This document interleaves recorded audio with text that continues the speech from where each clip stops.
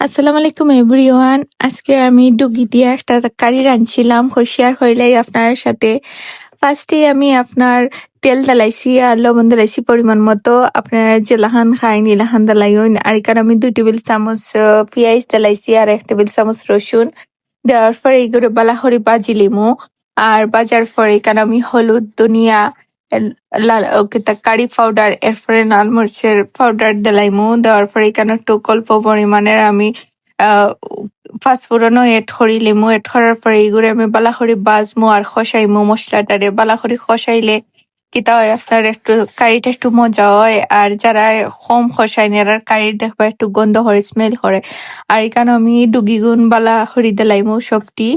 দেওয়ার পরে আপনার ইগুড়া বালা করি খসাইয়া আমি সিদ্ধ করমু। করার পরে আমি এখানেও মাছও দিলাইমু। আমার এখানে আমি বালা করে লাড়ি সাড়ি দিছি, দিয়া ডাইক্কা দিলাইছিলাম। আর এখানে আমি কাঁচামরিচও এড করে দিছি। আমার এটি কষা রয়ে গেছে। আর এখানে আমি যে মাছ বাজ্যা রাখছিলাম আলাদা করিয়া, ও মাছ এগুন আমি দিলাইলাম এক এক করে। দিয়ে আমি এগুন আমার এগুন ওই জিরো। আর এখানে আমি পানিও এড করে লিমু, কারণ পানিটা এড করছিলাম আমার স্কিপ হয়ে গেছে। আর এখানে আমি লাস্টে দিয়ে ধনিয়া পাতা দিলাইছি। হয়তো আমার কারির লুকটা অনেক বেশি নাইস হয়েছে আর খাইতো যে মজা হয়েছে। আর সবাই বালা থাকা। নেক্সটে দেখো আর কোনো ভিডিও। আল্লাহ হাফেজ।